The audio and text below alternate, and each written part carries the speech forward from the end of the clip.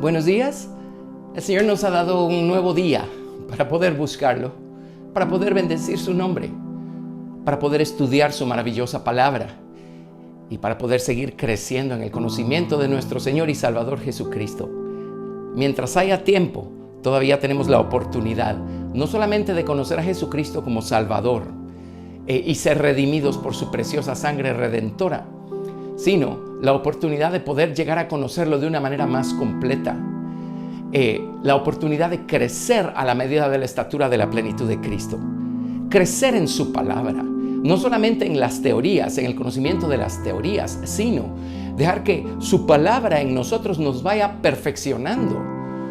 La palabra de Dios quiere enseñarnos o señalarnos dónde estamos quedándonos cortos para poder entonces redarguirnos, corregirnos e instruirnos en justicia, a fin de que, siendo hombres y mujeres de Dios, seamos perfectos, enteramente preparados para toda buena obra.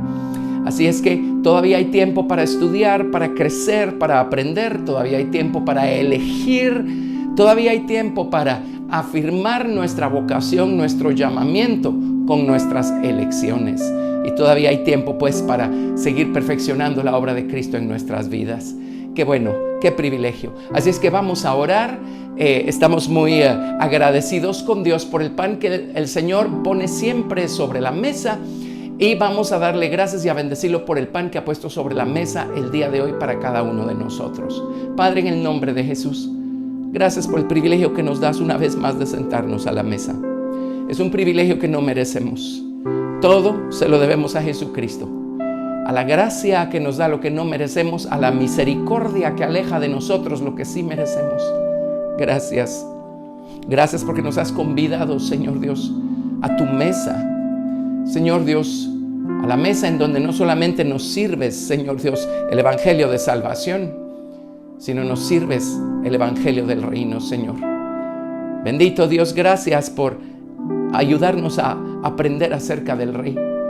Y gracias por poner en nuestro corazón el deseo de ser convertidos en la reina, la esposa. En otras palabras, llegar a encontrar ese nivel de sumisión humilde al Señor Jesucristo, a su soberanía. Gracias.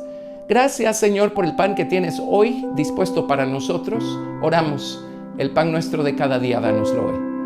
Danos nuestra porción, dale a cada quien la suya, Señor. Bendícenos con tu palabra. Bendice tu palabra en nuestra mente, en nuestro corazón, en nuestra voluntad. Úngela con el fuego de tu Espíritu Santo, Señor. Y abre nuestros oídos, abre nuestros ojos espirituales para que tengamos una visión de lo que vamos a escuchar. Y toca nuestros corazones, toca nuestro entendimiento. Ayúdanos a entender para poder arrepentirnos y ser convertidos. Señor, gracias por el privilegio. Te amamos y te damos toda la gloria. En el nombre de Jesús. Amén. Bueno, estamos estudiando a Jesucristo, nada menos. De eternidad a eternidad. A Jesucristo y sus caminos, como dice el profeta, que son desde el principio del mundo. Y ahora estamos estudiando la vida de Jesús acá en la tierra a través de los evangelios. Y luego pues estudiaremos algunas cosas que vienen después. Así es que esto es muy emocionante. Estamos en los evangelios y hoy nos toca estudiar acerca del ministerio del Señor Jesucristo. Hemos visto la encarnación del Verbo y el nacimiento de Jesús, la infancia de Jesús. Hemos visto cómo fue tentado por el diablo en el desierto y hemos visto también cómo Él eligió a sus discípulos. Y ahora vamos a ver, Él hizo varios milagros, hizo varias cosas maravillosas después de haber elegido a sus discípulos, en este periodo entre que volvió después de ser tentado por el diablo, estando en el desierto, a que dio el famoso Sermón del Monte, que empieza en Mateo capítulo 5 y abarca capítulos 5, 6 y 7.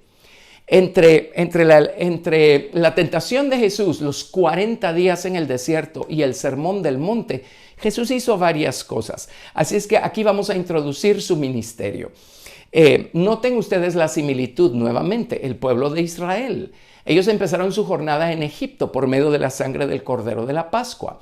Y Dios dijo de ellos, de Egipto, saqué a mi hijo.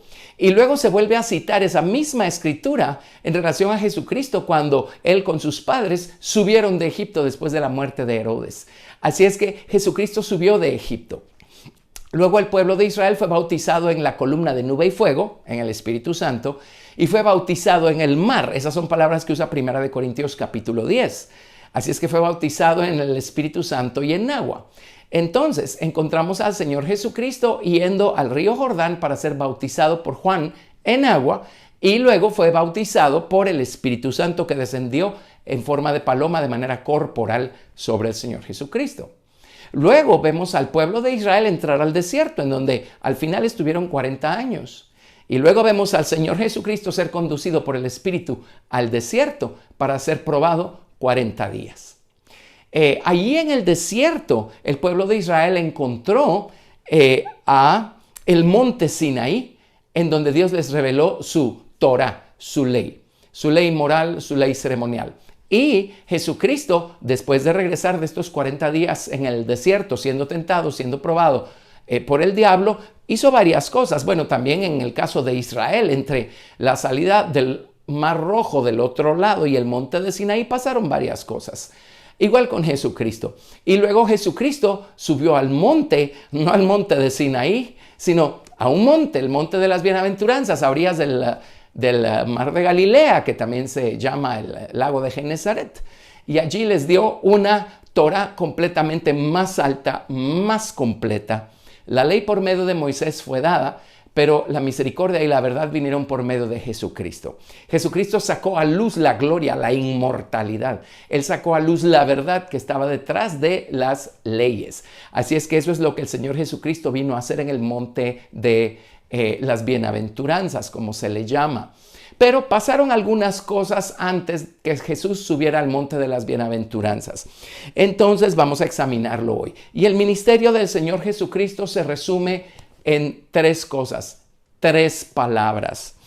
Empecemos, por favor, en Mateo capítulo 4, verso 12. Mateo 4, 12. Así es que qué ejemplo más completo y maravilloso para nosotros. Quiere decir que con estas 3 palabras también se debe resumir el ministerio que el Señor nos ha encomendado a nosotros los creyentes, sus discípulos. Mateo capítulo 4 del 12 al 25. Vamos a tomar nuestra historia donde la dejamos. Mateo 4, verso 12. Y esto es inmediatamente, según el relato de Mateo, después de haber estado 40 días en el desierto. Mateo 4:12. Cuando Jesús oyó que Juan estaba preso, volvió a Galilea. Y dejando a Nazaret vino y habitó en Capernaum, ciudad marítima, en la región de Zabulón y de Neftalí, para que se cumpliese lo dicho por el profeta Isaías, cuando dijo: tierra de Zabulón y tierra de Neftalí, camino del mar al otro lado del Jordán, Galilea de los gentiles. El pueblo asentado en tinieblas vio gran luz, y a los asentados en región de sombra de muerte, luz les resplandeció. Desde entonces comenzó Jesús a predicar y a decir: arrepentíos, porque el reino de los cielos se ha acercado. Y en su momento, cuando hablamos del ministerio de Juan el Bautista, hablamos del principio del arrepentimiento. Y el arrepentimiento es la llave que nos abre las puertas al reino de los cielos. El arrepentimiento es muy importante. Mateo capítulo 4, verso 16. Andando Jesús junto al mar de Galilea, vio a 2 hermanos, Simón llamado Pedro y Andrés su hermano, que echaban la red en el mar porque eran pescadores. Y les dijo: venid en pos de mí y os haré pescadores de hombres. Ellos entonces, dejando al instante las redes, le siguieron. Pasando de allí vio a otros 2 hermanos, Jacobo, hijo de Zebedeo, y Juan su hermano, en la barca con Zebedeo su padre, que remendaban sus redes, y los llamó. Y ellos, dejando al instante la barca y a su padre, le siguieron. Ahora note el verso 23. Y voy a estar haciendo algunas anotaciones acá para que ustedes puedan observar y tomar nota también con suficiente claridad. Mateo 4, 23.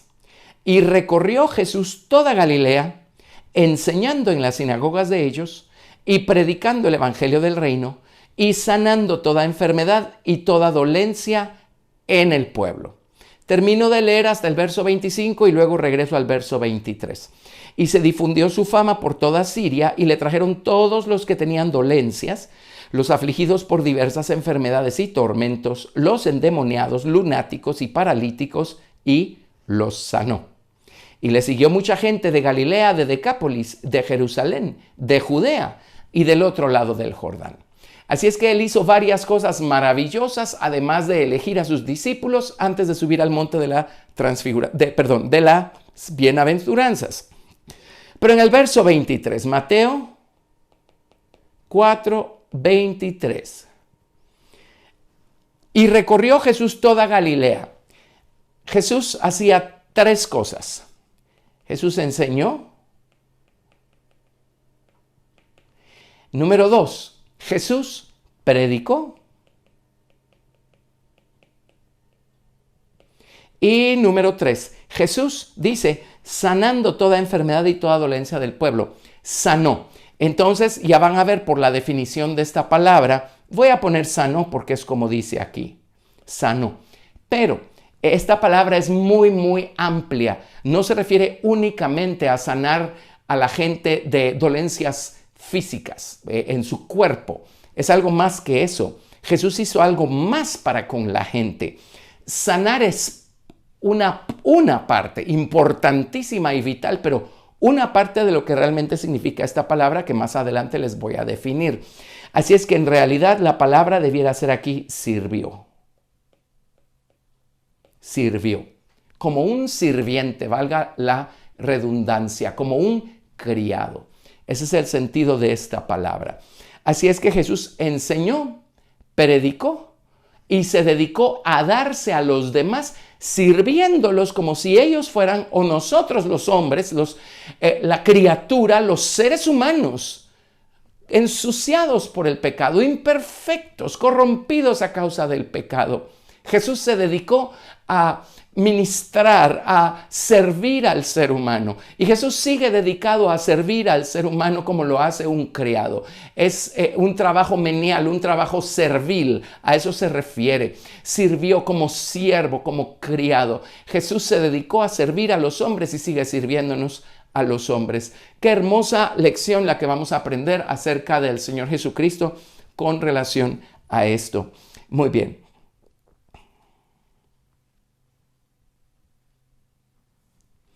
Ahora, vámonos a Mateo 9:35 y solo confirmemos esto. Mateo capítulo 9, verso 35. Mateo 9:35. Recorría Jesús todas las ciudades y aldeas, enseñando en las sinagogas de ellos y predicando el evangelio del reino y sanando toda enfermedad y toda dolencia en el pueblo. Nuevamente tenemos estas 3 cosas. Jesús enseñaba, predicaba y sanaba o servía. Por servir como sirvió, Él sanó como sanó. Y no nada más pues físicamente, ¿verdad? Fue más que eso, como les digo. Así es que vamos a estudiar estas 3 cosas. Jesús enseñó, Jesús predicó y Jesús sirvió. Entonces, lo que vamos a hacer es que nos vamos a ir poco a poco. Vamos a hablar acerca de enseñar el día de hoy y luego en la siguiente lección vamos a ver predicar y servir. O a lo mejor nos tome una lección entera cada uno de los puntos, ¿verdad? Así es que vamos a ver acerca de enseñar. Estudiemos acerca de enseñar. Jesús enseñó.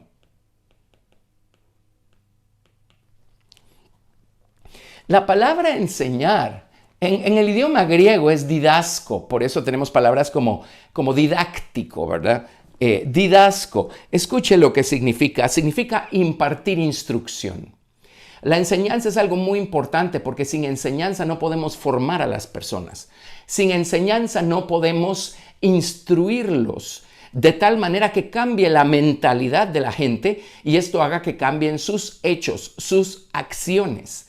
Si no instruimos a las personas no van a entender el camino por el que deben caminar. Si no instruimos a las personas no van a entender que deben cambiar su conducta, cambiar su manera de vivir.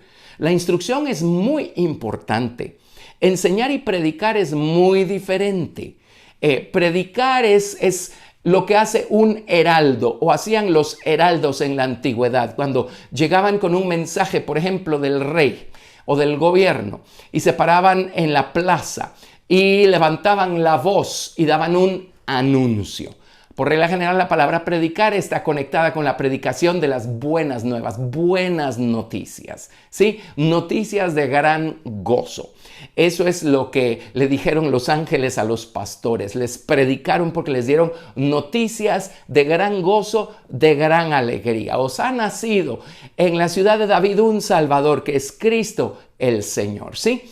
Eso es predicar. Jesús, por supuesto que predicó, por supuesto que pregonó buenas noticias, buenas nuevas.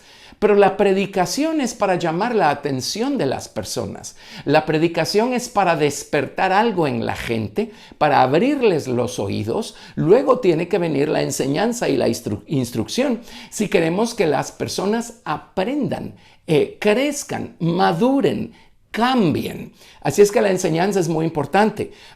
No podemos sustituir la enseñanza con la predicación de ninguna manera. Igualmente, se necesita la predicación, especialmente con las personas que no conocen al Señor o con las personas que apenas están comenzando. Necesitan este clarín, este pregón que les dé las buenas noticias. Y entonces eso, ojalá, toca sus oídos, toca su atención, su voluntad, se acercan y entonces pueden ser instruidos. Ustedes y yo probablemente el día de nuestra salvación no fue por medio de una enseñanza o una instrucción que vimos y entendimos que Jesucristo es el Señor y que quiere salvarnos. El día de nuestra salvación escuchamos una predicación, escuchamos a un heraldo que nos dio buenas noticias. En mi caso, las buenas noticias, la persona que estaba predicando, las buenas noticias que estaba dando es básicamente, si Dios me pudo salvar a mí, Dios puede salvarlo a usted también. Y vaya si no eran buenas noticias esas. Así es que esa es la predicación. Ahora, los cristianos no van a crecer y a madurar únicamente a pura predicación. La predicación tiene que dar lugar a la enseñanza, tiene que dar lugar a la instrucción. Y por supuesto, el Señor Jesucristo sirvió. En otras palabras, el Señor Jesucristo se dio a los demás de manera personal. Entendió las necesidades, conoció las necesidades de la gente y Él se dio a la gente y sirvió como criado, un trabajo servil. Atendió a las necesidades de la gente, si necesitaban ser liberadas, si necesitaban ser sanadas. El Señor Jesucristo estuvo allí siempre para hacerlo. Si necesitaban comer, el Señor Jesucristo también estuvo allí para darles de comer de manera milagrosa. Así es que Jesús también se dio a la gente. Así es que nuestro ministerio para con la gente debe ser como el del Señor Jesucristo. No solamente desde una plataforma, hablar, enseñar, instruir o predicar. También debemos darnos de manera personal, extendernos de manera personal, ocuparnos de las necesidades de la gente y hacer lo que esté en nuestras manos hacer. Y si las personas tienen una necesidad que va más allá de nuestra capacidad natural, bueno, vamos a orar y vamos a esperar un milagro de parte de Dios y Dios sigue haciendo milagros, porque Jesucristo es el mismo ayer, hoy y para siempre. Pero lo primero que encabeza la lista en estas dos citas, Mateo 4, 23 y 9, 35, es la enseñanza. La enseñanza ocupó un espacio importantísimo en el ministerio del Señor Jesucristo. Es necesaria pues la instrucción. Bueno, les estaba dando la definición de enseñanza o de enseñar. Impartir es instrucción. La palabra también significa explicar y elaborar algo. ¿Y cuánto necesitamos que se nos explique la palabra de Dios? ¿Cuánto necesitamos que se nos expliquen los principios de Dios? Gracias a Dios por su palabra. ¿Cuánto necesitamos que nos hablen acerca del Señor y nos ayuden a entender por qué el Señor hace las cosas que hace? ¿Por qué el Señor no hace las cosas que no hace? Necesitamos aprender sus caminos, sus modos de operación, sus principios. Necesitamos crecer y madurar como creyentes. Necesitamos entender las leyes del reino de los cielos. Necesitamos tener la instrucción para poder ponerla por obra y practicarla y llegar a donde decimos que queremos llegar. Necesitamos todo eso. Ahora, eso nuevamente no nos lo da la predicación. La predicación nos anima, nos motiva, nos introduce a un tema, a lo mejor un tema nuevo, algo nuevo que necesitamos aprender. Pero luego necesitamos que aquello se nos explique y que se nos elabore. Con el fin de que aprendamos, de que seamos instruidos. La palabra enseñar significa dar discursos didácticos. En otras palabras, lo suficientemente ordenados, claros y estructurados para que nosotros podamos ir formándonos una imagen mental de lo que estamos escuchando y podamos ver el cuadro primero en nuestra mente y luego con todo nuestro ser, con total claridad. Está claro, la instrucción es algo vital.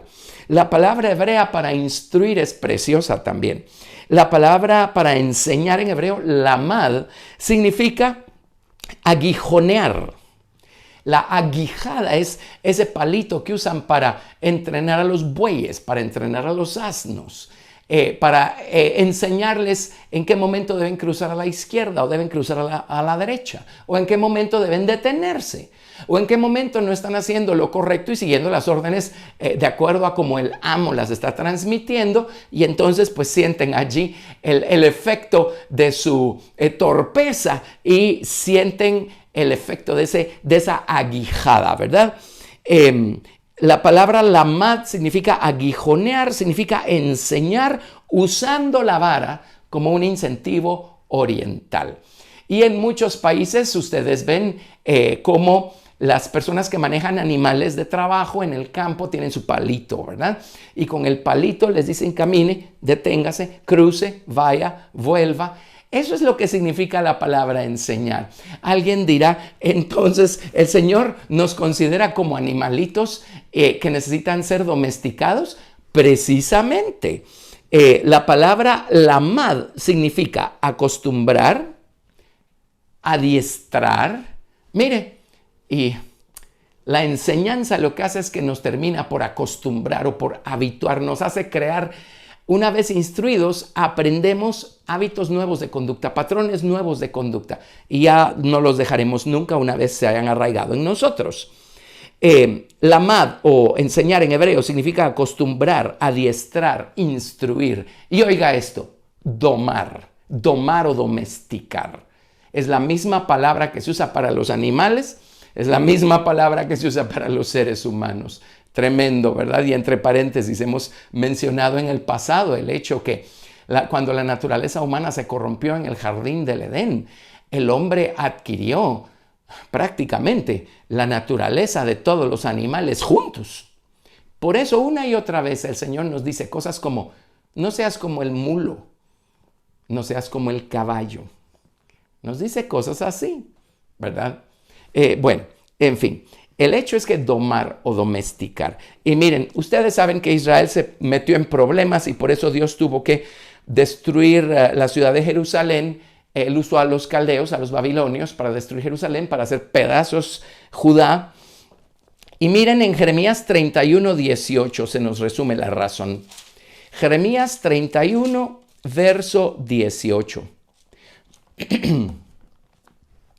Jeremías 31, versos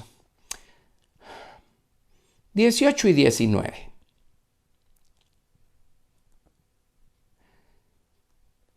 Escuchando he oído a Efraín que se lamentaba. Y esto decía Efraín: me azotaste y fui castigado como novillo indómito. Conviérteme y seré convertido, porque tú eres Jehová mi Dios. Porque después que me aparté tuve arrepentimiento, y después que reconocí mi falta, herí mi muslo, me avergoncé y me confundí, porque llevé la afrenta de mi juventud. Bueno, perdón, aquí está hablando de Efraín. Efraín son las 10 tribus del norte, cuya capital era Samaria, y ellos fueron hechos trizas por los asirios. En fin, el hecho es que a Judá le pasó lo mismo después. Pero ¿dónde creen que aparece la palabra lamad? En este caso es no lamad, o sea, no fueron domados, no fueron domesticados. Dios trató de domarlos, les dio la aguijada de su palabra y de su presencia. Les dio instrucción, pero ellos no se dejaron domar o domesticar. En otras palabras, no dejaron que la palabra de Dios transformara su mentalidad, su voluntad, sus acciones. Oyeron la palabra de Dios como oír llover y simplemente se acostumbraron a estarla escuchando y dejaron de ser hacedores, se convirtieron en oidores olvidadizos. La palabra lamad, pero en este caso no lamad, dice: me azotaste y fui castigado como novillo indómito. La palabra indómito en hebreo literalmente significa no domado o no domesticado o no lamad, no enseñado, no instruido, no domesticado. Me castigaste como se castiga a un novillo indómito. Pues cuando estos animales insisten en ser lo suficientemente necios, les garantizo que este palito que usan sus amos, esta aguijada, se pone más fuerte y más violenta. Y según sea el grado de resistencia rebelde, así lo duro del golpe que sienten por medio del incentivo, por medio de la aguijada o por medio de lamad. Y a veces Dios tiene que usar métodos para enseñarnos, para instruirnos, un poquito más fuertes, ¿verdad? Cuando Jesús terminó su ministerio aquí en la tierra y volvió a los cielos, unos cuantos años después, Dios tuvo que usar un incentivo muy fuerte para enseñarle al pueblo de Israel. Y recordarán que les mandó al general Tito y a los romanos a conquistar Judá y Jerusalén. Y tomaron el templo, lo destruyeron la ciudad y todo fue una catástrofe. Así es que eso significa la palabra enseñar. Y Jesús se dedicó pues a enseñar. Él enseñó, predicó y sirvió o ministró. En otras palabras, sanó como parte de el darse como un siervo, como un criado, a la creación caída a quienes Jesús vino para darse como siervo. Qué lección más grande. Así es que vamos a ver algunas cosas maravillosas. Mateo 7:28. Mateo 7:28. La manera, vamos a estudiar enseñó.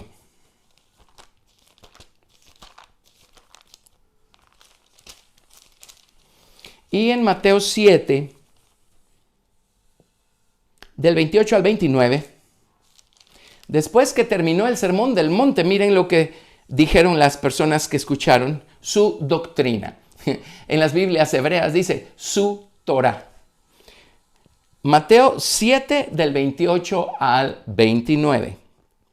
Cuando terminó Jesús estas palabras, la gente se admiraba de su doctrina, porque les enseñaba como quien tiene autoridad y no como los escribas.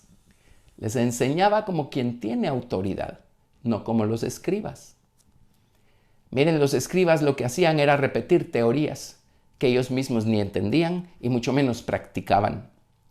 Y cuando una persona solo repite teorías que no están grabadas en las tablas de su corazón, teorías con las que no tienen una experiencia personal, teorías por las que no están agradecidas, teorías que no han practicado, teorías en las que no se han apoyado en medio del fuego de las pruebas para que éstas se conviertan en oro refinado. Las personas que no tienen esto, que solo repiten teorías sin vida, son personas que no van a instruir a los demás, los van a aburrir, los van a desesperar. Y lamentablemente van a hacer que cuando alguien lleno de fuego, lleno de vida, venga y los instruya, a lo mejor se cierren porque ya quedaron, bueno, tenemos una expresión, ¿verdad? Ya quedaron inmunizados o vacunados. Y eso es muy lamentable. Es muy lamentable que como ministros nos paremos delante de las personas y les transmitamos letra muerta. Eso es lo que hacían los escribas. Pero el Señor Jesucristo enseñaba con autoridad, como quien tiene autoridad. La palabra autoridad es maravillosa, significa capacidad, competencia. Él era una persona competente para dar la palabra de Dios. Él era el verbo viviente. La palabra autoridad significa maestría. Y él era el maestro de maestros. libertad, dominio. La palabra autoridad significa derecho. Y una persona que ha tenido una experiencia con aquello y ahora lo está enseñando a otros, tiene derecho moral, espiritual, tiene autoridad, tiene respaldo moral y espiritual para enseñarlo, porque primero lo hizo suyo. Y por eso la enseñanza suena diferente cuando sale de los labios de alguien que ha tenido una experiencia con lo que está enseñando y sabe de qué está hablando por experiencia, versus cuando el mismo principio, los mismos versículos, la misma palabra está siendo transmitida por alguien que solo está repitiendo conceptos teóricos. La palabra autoridad significa jurisdicción, significa autoridad delegada. Y por supuesto la autoridad que tenía Jesucristo le fue delegada por su Padre. Y nosotros hoy tenemos autoridad delegada por el Señor Jesucristo. Cuando nos dijo, id y haced discípulos. ¿Saben qué significa eso? Vayan y enseñen.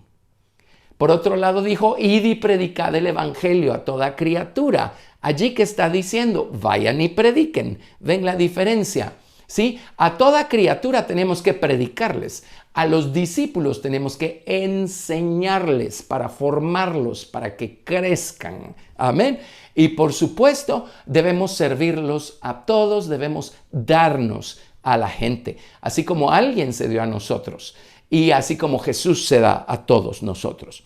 Bueno, examinemos un poquito esto de que Él enseñaba como quien tiene autoridad. Lucas 4 del 31 al 37. Lucas 4 del 31 al 37.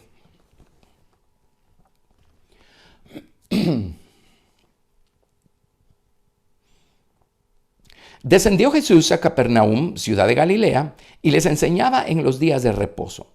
Y se admiraban de su doctrina, porque la palabra era con autoridad. Estaba en la sinagoga un hombre que tenía un espíritu de demonio inmundo, el cual exclamó a gran voz diciendo, déjanos, ¿qué tienes con nosotros, Jesús Nazareno? ¿Has venido para destruirnos? Yo te conozco quién eres, el Santo de Dios. Y Jesús le reprendió diciendo, cállate y sal de él. Entonces el demonio, derribándole en medio de ellos, salió de él y no le hizo daño alguno. Y estaban todos maravillados y hablaban unos a otros diciendo, ¿qué palabra es esta?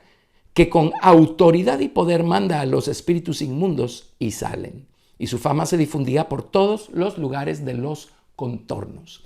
Así como Jesús tenía autoridad, maestría, derecho, jurisdicción, así como Jesús tenía libertad, dominio, competencia para enseñar, así Jesús lo tenía para liberar demonios o sobre la creación a la que Él vino a servir y a ministrar.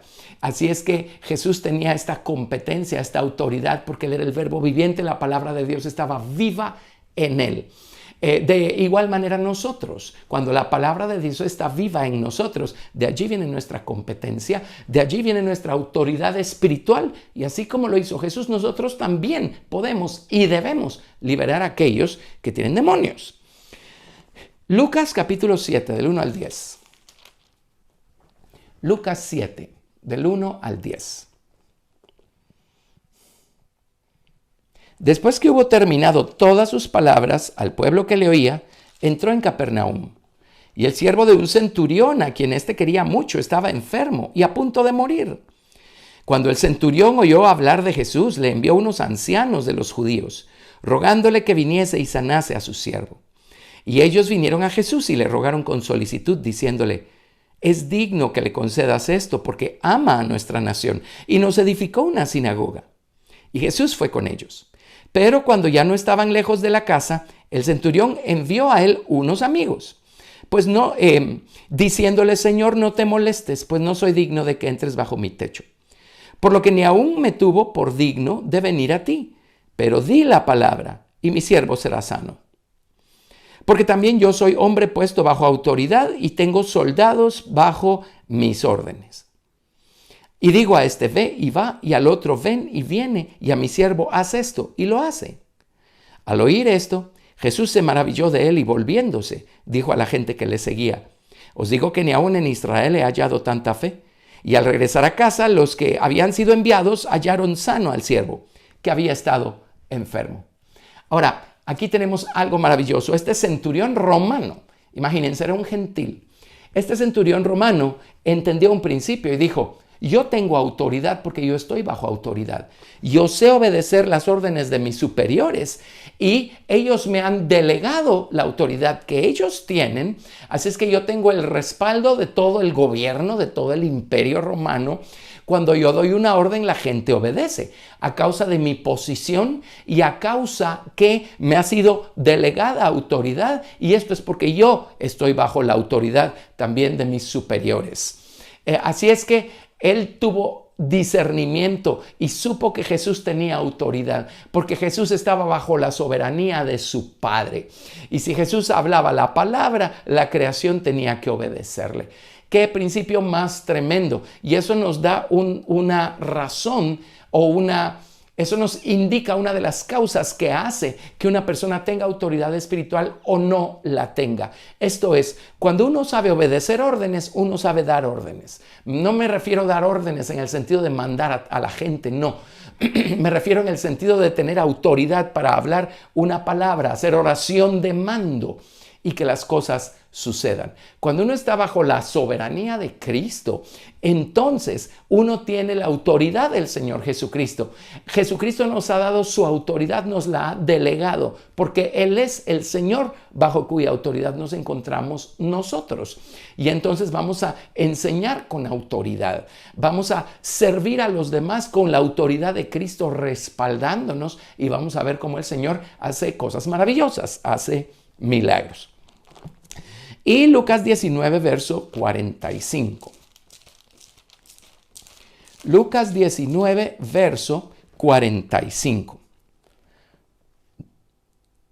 Y a partir de allí vamos a leer hasta el capítulo 20, verso 8. Leo Lucas 19, 45. Y entrando en el templo comenzó a echar fuera a todos los que vendían y compraban en él, diciéndoles: escrito está, mi casa es casa de oración, mas vosotros la habéis hecho cueva de ladrones. Y enseñaba cada día en el templo, pero los principales sacerdotes, los escribas y los principales del pueblo procuraban matarle, y no hallaban nada que pudieran hacerle, aunque todo el pueblo estaba suspenso oyéndole. Y en su momento vamos a estudiar las veces que Jesús purificó el templo.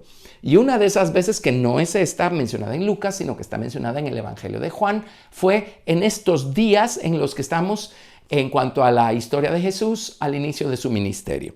Pero sí, sigamos en Lucas 20, verso 1.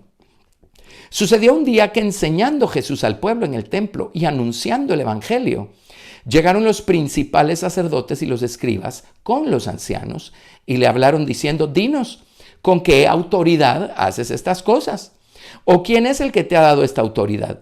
Respondiendo Jesús les dijo: os haré yo también una pregunta. Respondedme, ¿el bautismo de Juan era del cielo o de los hombres?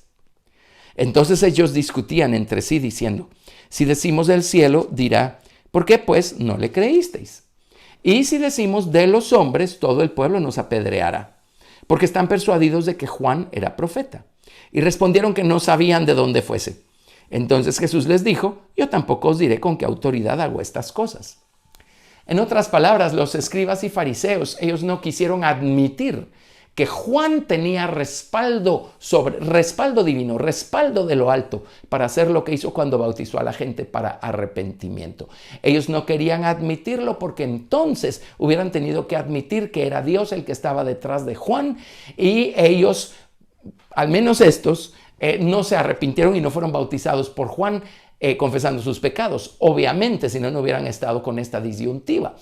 Pero ellos no quisieron admitir que Juan tiene que haber tenido respaldo divino. En otras palabras, autoridad delegada por parte de Dios. Igualmente, ellos cuando le preguntaron a Jesús: ¿con qué autoridad haces esto? Básicamente Jesús, como les respondió, fue: si ustedes admiten que Juan tenía autoridad divina delegada, entonces van a tener que admitir que yo tengo autoridad divina delegada también ¿sí? Pero ellos no quisieron dar su brazo a torcer y dijeron, no sabemos. Entonces Jesús les dijo, pues tampoco les voy a decir con qué autoridad hago estas cosas. Pero esa es la autoridad divina delegada por parte de Dios con la que Jesús enseñaba y sanaba demonios y servía y predicaba.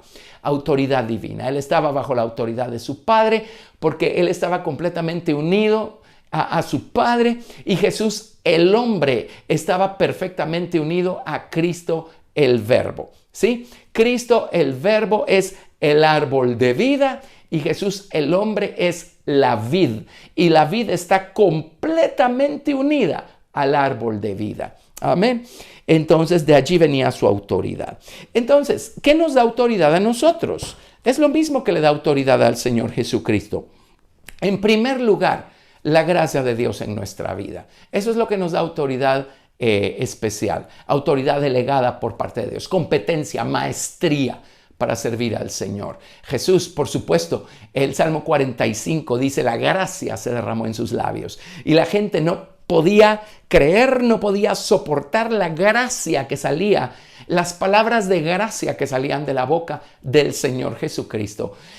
¿Cuán diferente era oír a Jesús que oír enseñar a un fariseo, a un escriba? Y hoy en día, cuán diferente, como les digo, es escuchar a una persona que solo repite conceptos teóricos a una persona que ha tenido una experiencia viva con aquello que está enseñando, ¿sí? Otra cosa que nos da autoridad, otra cosa que nos hace tener autoridad, pues es nuestra sumisión, nuestra obediencia a la soberanía del Señor Jesucristo. Una vez estamos bajo su soberanía, su autoridad va a fluir. Vamos a funcionar con esta autoridad que Jesús nos delega y vamos a tener competencia, dominio, derecho, jurisdicción para operar porque lo estamos haciendo en su nombre. Otra cosa que nos da autoridad es el conocimiento. ¿El conocimiento de qué? Eso nos da maestría, eso nos da competencia para enseñar. No podemos enseñar algo que no conocemos. De hecho, la reverenda Hicks en el libro de Sabiduría Instructiva dice que los mejores maestros son los mejores estudiantes. En otras palabras, mientras más estudiamos y aprendemos, más conocimiento, entendimiento, competencia, capacidad tenemos nosotros para estar enseñando. Si alguien enseña, ese alguien tiene que ser el mejor alumno, el mejor estudiante. Si no seguimos aprendiendo, tarde o temprano lo que enseñemos va a estar insípido, rancio, va a perder la sal. Pero si siempre estamos creciendo en el conocimiento de nuestro Señor y Salvador Jesucristo, el gozo, la gratitud, la emoción de estar siempre aprendiendo algo nuevo, algo más, va a ir mezclada con nuestras palabras, y estas palabras van a estar llenas de fuego, llenas de vida, llenas de amor, llenas de sal, llenas de gratitud, y la vida de los oyentes va a ser tocada, va a ser transformada. Otra cosa, el conocimiento que nos permite aprender quién es Dios y quiénes somos nosotros. Eso es lo que hace el conocimiento en nuestra vida. Nos ayuda a aprender, a saber, valga la redundancia, a conocer quién es Dios y quiénes somos nosotros. Mientras más crecemos en el conocimiento de Dios, más vamos a entender quién es Él, de quién, y con todo respeto, pero ¿de dónde, de qué viene nuestra competencia espiritual? ¿De dónde es que viene la autoridad que nos es delegada? ¿Qué es capaz Dios de hacer? ¿Quién es Dios? Y vamos a entender quiénes somos nosotros también. Número uno, vamos a entender que separados de Cristo, nada podemos hacer. Sin Cristo no somos nada. No tenemos nada, no podemos hacer nada y no sabemos nada. Pero vamos a entender quiénes somos en Cristo. Vamos a conocer a quién tenemos dentro y en nombre de quién estamos nosotros siendo lo que somos y haciendo lo que hacemos.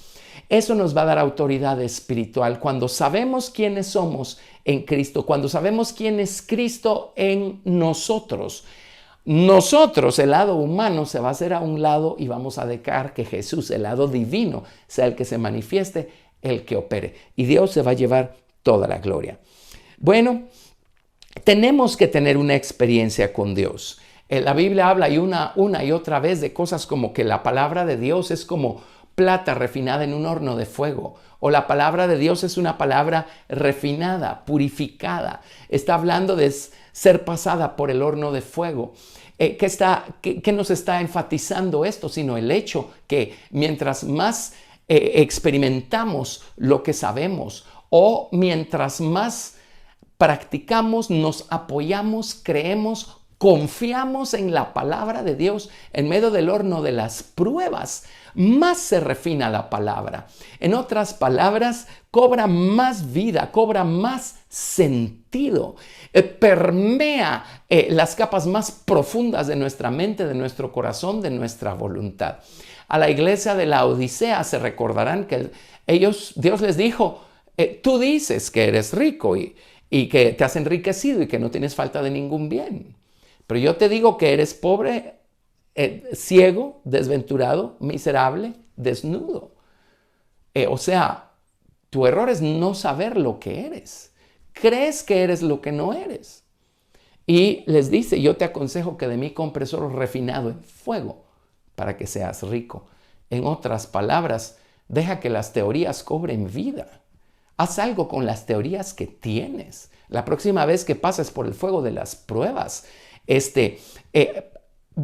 básate, arraígate en las teorías que sabes, atrévete a creer en ellas, atrévete a confiar que son verdaderas, que son certeras y vas a ver cómo obtienes oro refinado en fuego. En otras palabras, ten una experiencia con lo que sabes, no te quedes solo con conceptos teóricos porque esos no te van a llevar muy lejos.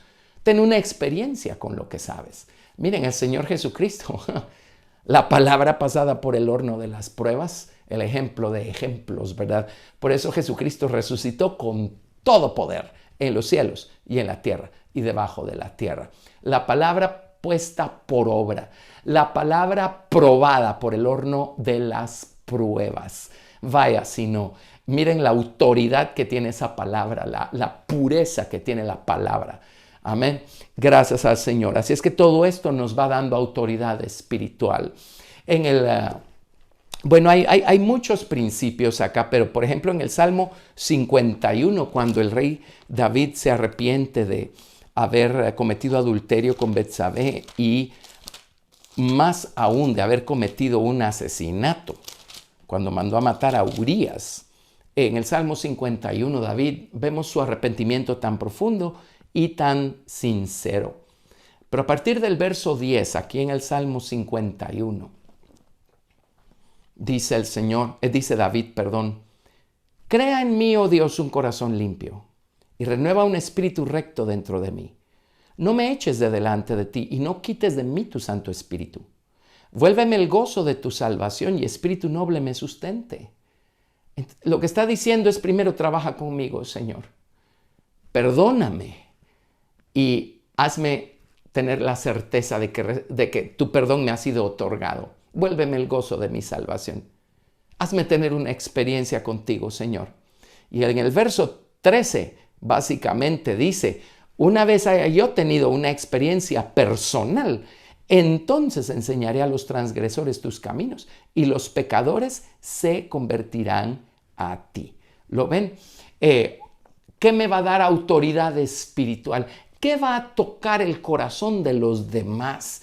De tal manera que cambie su mentalidad, su visión, su voluntad, sus acciones y se arrepientan. ¿Qué va a provocar eso? El que yo, que les estoy hablando a ellos, haya tenido la experiencia primero. Entonces voy a hablarles con fuego. Algo así como el profeta Jonás. Dios lo mandó con un mensaje a Nínive. Arrepiéntanse. Si no se arrepienten, el Señor los va a destruir. Si Jonás hubiera ido solo así a Nínive, probablemente hubiera sido más o menos, conociendo a Jonás, del diente al labio. Si él hubiera aceptado ir, hubiera sido del diente al labio, hubiera sido a regañadientes. Él tenía problemas con los de Nínive. Ahora, Jonás se rehusó a ir. Esa fue la realidad de la historia. Y se fue a un barco y conocemos la historia. Hubo una gran tempestad, echaron a Jonás al mar, se lo tragó un gran pez y él, como una figura profética de Jesús, estuvo 3 días y 3 noches en el vientre del gran pez. Y luego el pez, cuando Jonás se arrepintió en el vientre del pez, lean bien al profeta Jonás, van a descubrir que Jonás se murió y se fue al infierno. Ahora, él es una figura especial, por eso en él operó esto. Se arrepintió.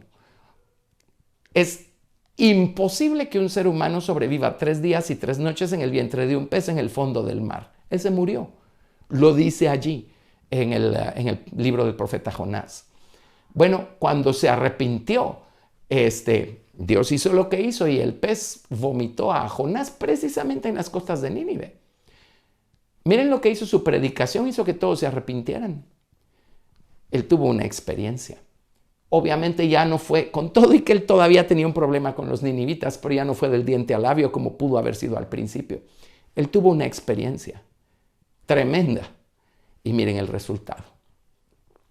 Eso es lo que nos da competencia para enseñar la palabra de Dios. Eso es lo que le dio a Jesucristo competencia. Él tenía la experiencia, la vida.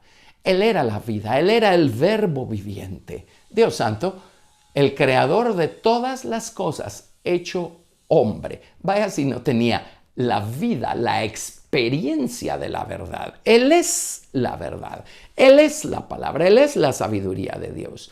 Y luego cuando vino a este mundo, vino como el redentor de toda la humanidad.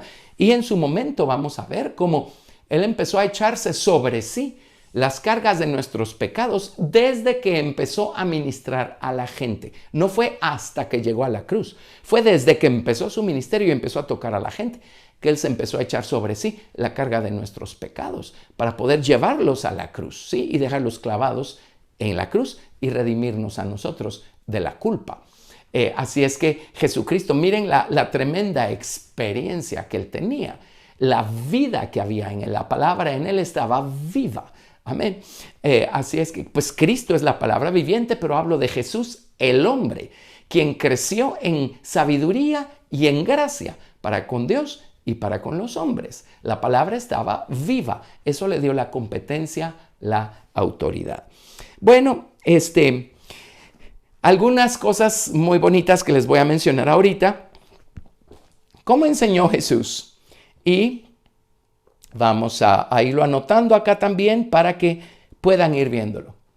Jesús enseñó, miren, en diferentes lugares, circunstancias, postura física. En Mateo 5, del 1 al 2.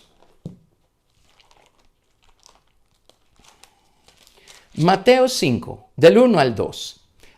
Les voy a dar bastantes citas, lo vamos a hacer algo rápido, por eso voy a ir anotando acá, no las citas, sino lo que quiero enfatizar de cada cita. Pero Mateo 5, del 1 al 2. Viendo la multitud, subió al monte, y sentándose vinieron a él sus discípulos, y abriendo su boca les enseñaba. Así es que Él enseñó, número 1, en el monte. Él enseñaba en los montes. Pongamos montes acá en plural. Él enseñaba en los montes. Lucas 6, verso 17. Lucas 6, verso 17.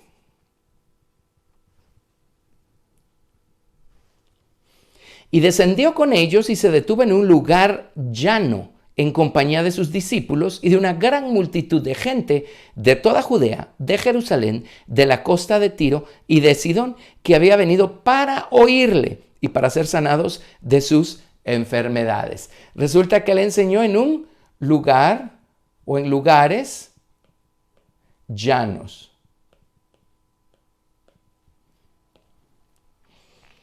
En Marcos 2:13, puedo mencionarles solo esto, pero no es lo mismo. Uno en sus notas quiere tener la cita, quiere tener toda la información.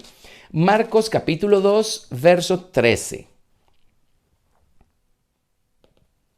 Marcos 2:13. Después volvió a salir al mar y toda la gente venía a Él y les enseñaba. Bueno, Él enseñaba junto al mar.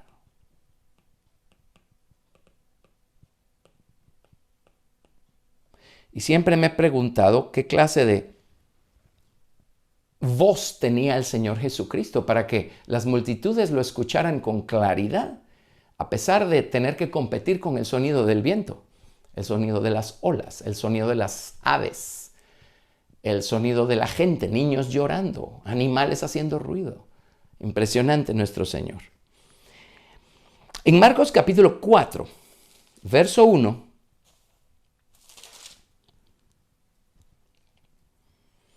otra vez comenzó Jesús a enseñar junto al mar y vamos a ver, y se reunió alrededor de él mucha gente, tanto que entrando en una barca se sentó en ella en el mar y toda la gente estaba en tierra junto al mar. Él no solo enseñó junto al mar, él enseñó en el mar, subido en una barquilla. Estas son cosas que creo que vamos a mencionar en su momento. Pero esto es importante, más de lo que nos imaginamos. El sermón del monte fue dado en el monte. Pero las parábolas del reino fueron dadas cuando él estaba sentado en el mar. Y recuerden, hay una cosa que tenemos aquí adentro, ¿verdad? El mar de la memoria. Y hay una cosa que hay ahí arriba que se llama el mar del olvido. Son detalles importantes. En el mar. Muy bien, sigamos. En Marcos 2, del 1 al 2, así es que vean, él enseñó en los montes, en los llanos, junto al mar, en el mar. Eso sería como categoría A. Ahora, categoría B. Marcos 2, del 1 al 2. Marcos 2, del 1 al 2. Entró Jesús otra vez en Capernaum después de algunos días y se oyó que estaba en casa. E inmediatamente se juntaron muchos, de manera que ya no cabían ni aún a la puerta y predicaba la palabra. Pues aquí dice que predicaba, también sanó a una persona. Él predicaba, enseñaba, sanaba. A ver, ¿le pongo 5 o le pongo 1? Si es categoría B, pongámosle número 1. Él enseñaba en las casas. Lucas 13, verso 22. Lucas 13, verso 22.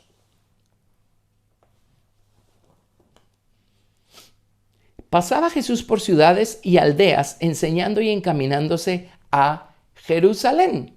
Número 2, él predicaba en las aldeas. También predicaba en las ciudades, lo vamos a ver en un momento. Lucas 13, verso 26. Entonces comenzaréis a decir, delante de ti hemos comido y bebido y en nuestras plazas enseñaste. Él enseñó en las plazas. En Mateo 11, verso 1,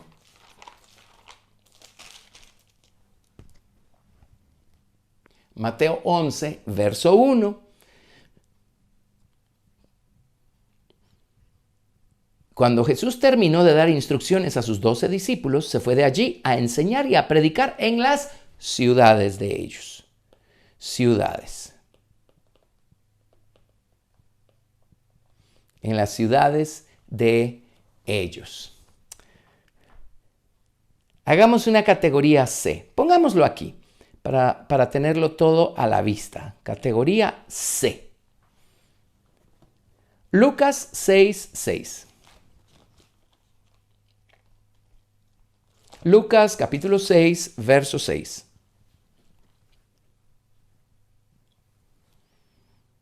Aconteció también en otro día de reposo que él entró a la sinagoga y enseñaba.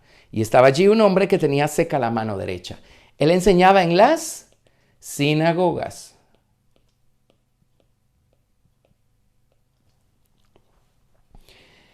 Mateo 21, verso 23.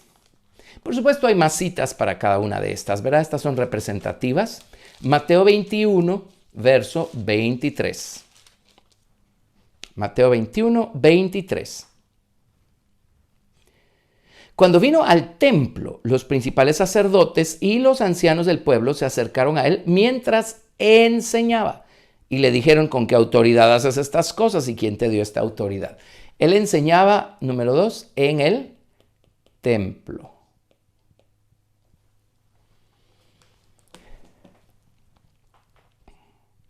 Hay una categoría B.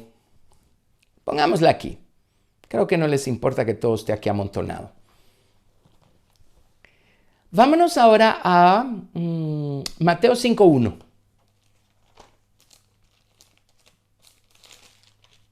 Mateo 5:1. Lo leímos al principio, pero no enfatizamos esto. Mateo 5, verso 1. Viendo la multitud, subió al monte y sentándose. Él enseñaba sentado.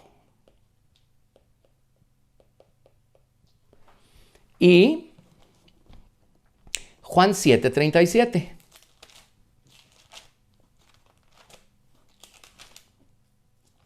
Juan 7:37.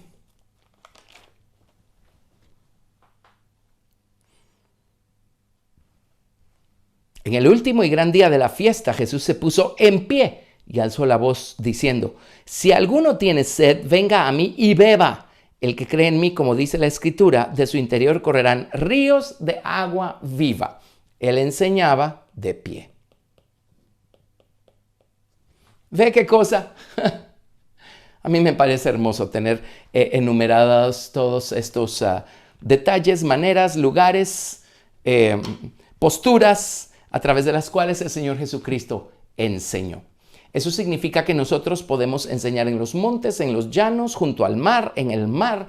Podemos enseñar en las casas, en las aldeas, en las plazas, en las ciudades.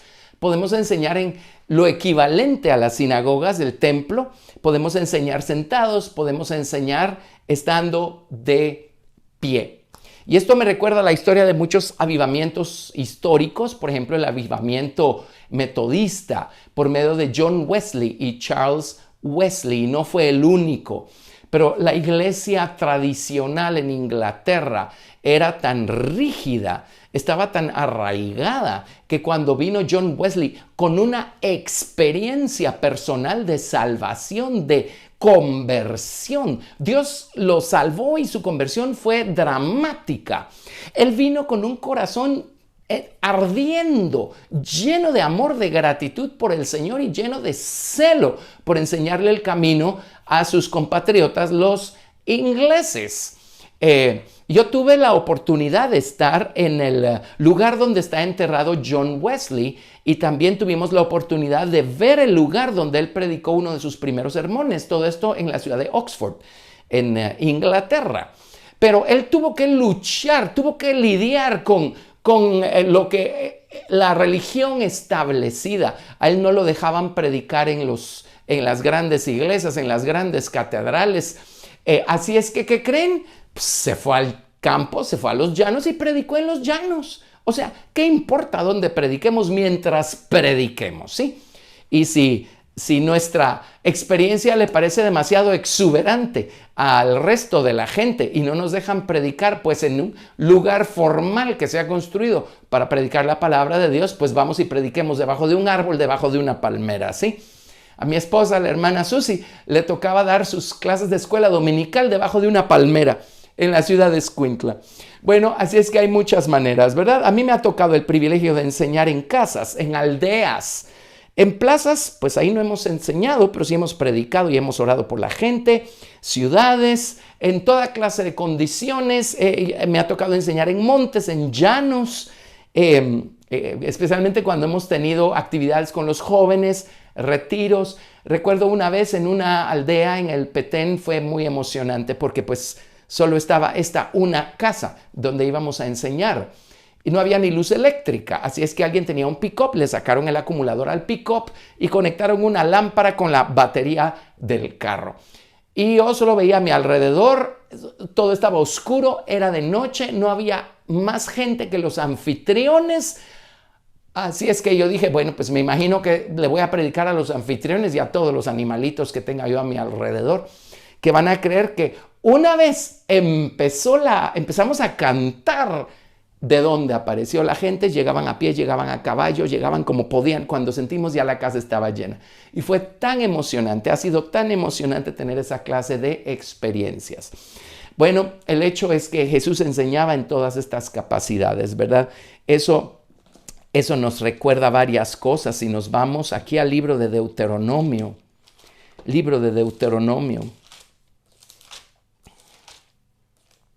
vamos a ver. En el capítulo 6, miren lo que el Señor le dijo a su pueblo. Deuteronomio capítulo 6, del verso 4 al 9. Deuteronomio 6, del 4 al 9. Y esto es exactamente lo que Jesús estaba haciendo y es lo que Él espera que nosotros hagamos. Deuteronomio 6, a partir del verso 4. Oye Israel, Jehová nuestro Dios, Jehová uno es. Y amarás a Jehová tu Dios de todo tu corazón y de toda tu alma y con todas tus fuerzas. Y estas palabras que yo te mando hoy estarán sobre tu corazón. Y las repetirás a tus hijos. Y hablarás de ellas estando en tu casa, y andando por el camino, y al acostarte, y cuando te levantes. Y las atarás como una señal en tu mano, y estarán como frontales en tus ojos. Y las escribirás en los postes de tu casa y en tus puertas. Vemos a Jesús cumpliendo con esto, enseñando a dónde iba y de la manera que fuera. Y vámonos a Proverbios. Y es así como el Señor quiere que nosotros seamos también. Vámonos a Proverbios. Déjenme buscarles esta cita en Proverbios. Proverbios capítulo 8, verso 1. Proverbios 8, 1. ¿Qué cuadro del Señor Jesucristo este? Proverbios 8:1. No clama la sabiduría y da su voz la inteligencia. En las alturas, junto al camino, a las encrucijadas de las veredas se para. En el lugar de las puertas, a la entrada de la ciudad y a la entrada de las puertas da voces. Oh, hombres, a vosotros clamo. Dirijo mi voz a los hijos de los hombres. Entended, oh simples, discreción, y vosotros necios, entrad en cordura. Oíd porque hablaré cosas excelentes y abriré mis labios para cosas rectas, porque mi boca hablará verdad y la impiedad abominan mis labios. Justas son todas las razones de mi boca, no hay en ellas cosa perversa ni torcida. Todas ellas son rectas al que entiende y razonables a los que han hallado sabiduría. Recibid mi enseñanza y no plata y ciencia antes que el oro escogido, porque mejor es la sabiduría que las piedras preciosas y todo cuanto se puede desear no es de compararse con ella. Aquí tienen ustedes la sabiduría clama en los montes, en los llanos, junto al mar, en las casas, aldeas, plazas, ciudades, en las sinagogas, los templos, ¿sí? En todos lados. Jesús enseñó de esa manera. Él quiere que nosotros enseñemos a otros de esa manera. Pero es así como Jesús sigue hablándonos. Sigue buscando llamar nuestra atención. Sigue buscando instruirnos. No esperemos llegar a un templo físico para ser instruidos. La instrucción no está circunscrita a 4 paredes. La instrucción está en todos lados. La sabiduría está en todos lados esperando a que prestemos atención, a que abramos los ojos, abramos los oídos. Jesús proclamó la verdad a las multitudes. Ahora, muchos de ellos lo siguieron, la mayoría lo siguieron porque se servían de Jesús.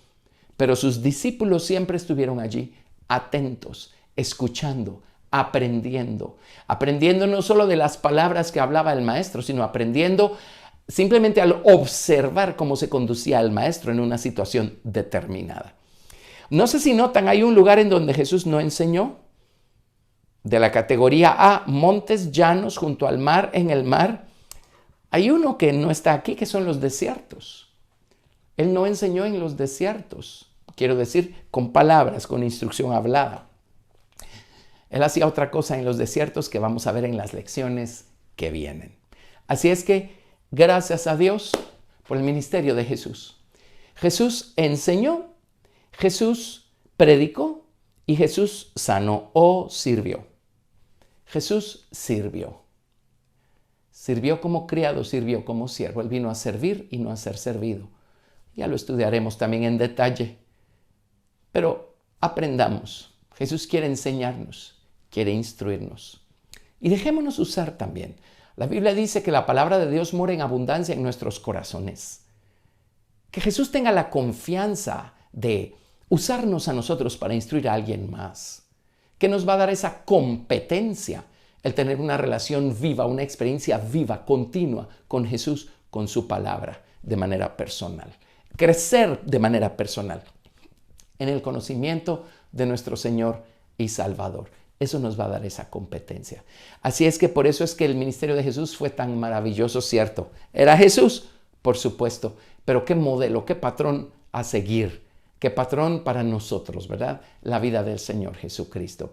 Así es que seguiremos en la próxima lección, pero Jesús, su ministerio se resume en 3 palabras: enseñó, predicó y sirvió. Eso es lo que realmente significa la palabra sanar y lo veremos en su momento. Así es que gracias al Señor, gracias a Dios por Jesucristo nuestro Señor. Gracias a Dios por esta enseñanza, gracias a Dios por su palabra. Padre, oro que la bendigas en nuestra mente y en nuestros corazones. Te amamos y te damos toda la gloria en el nombre de Jesús. Amén. Dios los bendiga.